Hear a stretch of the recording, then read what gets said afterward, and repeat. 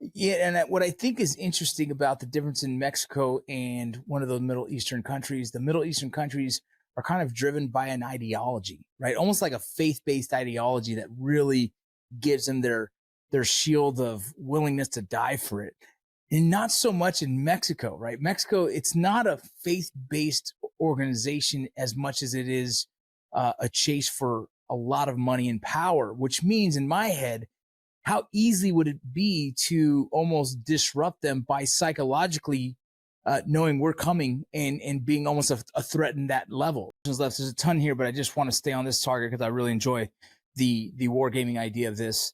Let's just say it's full on. We're going at it with the cartel and it's kinetic. What are some thoughts on some potential?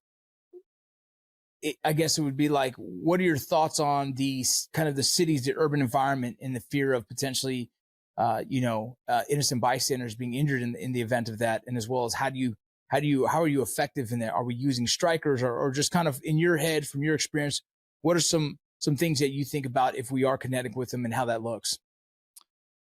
The GWAT has really given us a lot of experience. Like it really has, and there's a lot of things that carry over. I mean, I fought in Afghanistan, Iraq, and Syria, all three of those countries, multiple trips, and it's always it's the irony is this: they're all different. They are. They're all different to some extent, and they're all the same, to some extent. And outside of combat operations, just operations around the world, what you really find out is at the end of the day, a lot of things are very similar. Of course, you will have to show up there and take the whatever's new and learn from it in every place you go. But when it comes to low vis assaults or dealing with people with the early warning network, I mean these are similarities that'll happen, in a Mexican cartel type environment. We are used to dealing with people with early warning security. Um, I would almost say again, I don't want to paint it like it's easy day. I'm not saying that. Um, but to say that we wouldn't be successful is also an absolute ridiculous comment.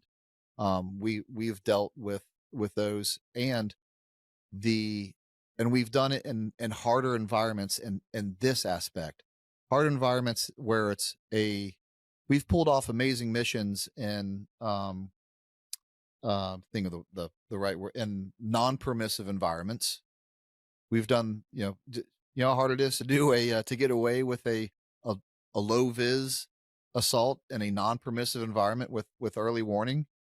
Mexico, I'm not saying the cartel environment uh, may border on non-permissive, the deeper in their territory you go.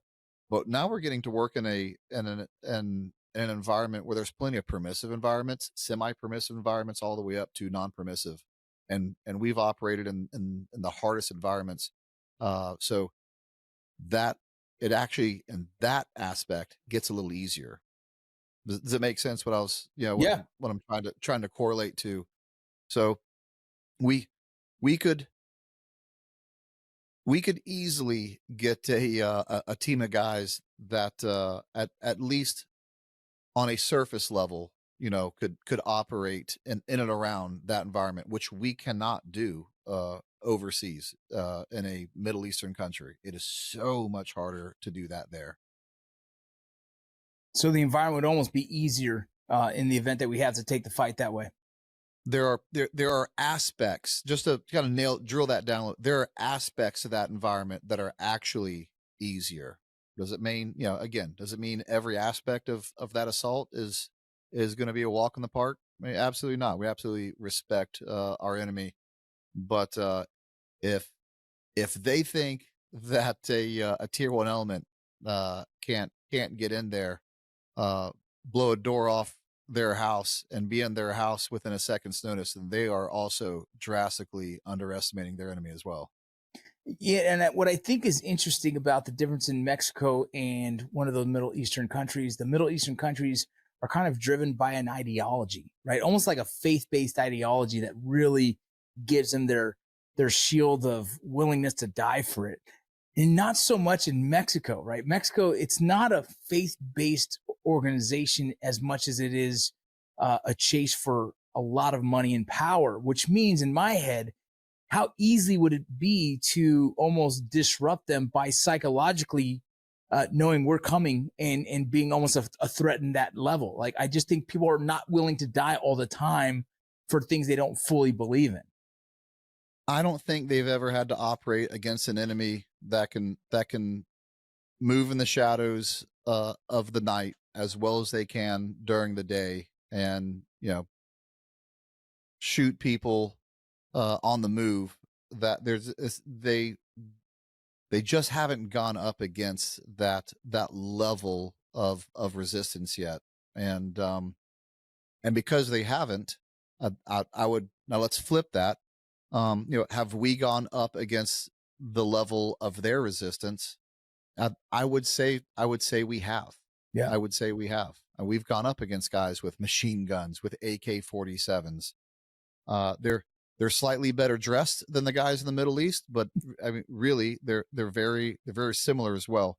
And I really like what you had to say about their motivation and what drives them. When you're talking about religious radicals that will 100% willingly die for their cause against someone who's driven by money or fear, I think you'll get different results in that type of fighter as well, and not in a good way.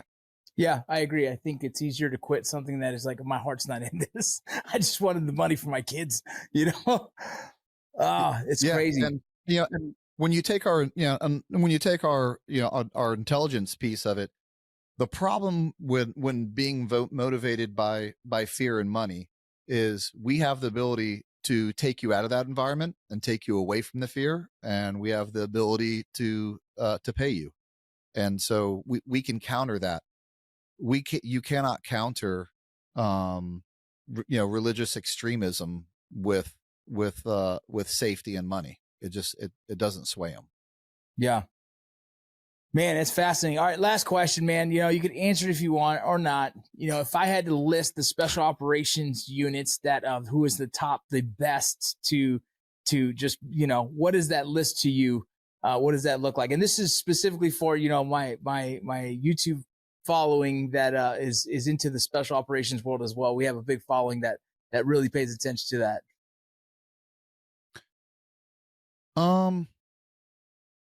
Whoa, I will upset some people with these answers. So I'll go with a top three, because really after that, it's really hard to rank them after the top three. So the top three to me is very easy. The Delta Force, SEAL Team 6, and the 2-2 SAS. There's in order. There's your top three tier 1 organizations in the world. And even though I say in order, the difference between those three are razor thin. Awesome. Well, brother, I appreciate you. Where can some of the audience go and find you and listen to some of your stuff? Yeah, I'm a co-host of the Anti-Hero podcast. You can find us on YouTube, Spotify, on any and every platform that you can find podcasts. And I'm also the owner of FRCC, First Responder Coffee Company, and First Responder Cigar Company. You can find us at frccoffee.com. Get you some good cigars, good coffee. Portions of every sale go to benefit and support law enforcement. Thank you for listening to Borderland Narcosis, an Ironclad original presented by First Form. Go check out firstform.com/Borderland for your products today. And until next time, we'll see you later.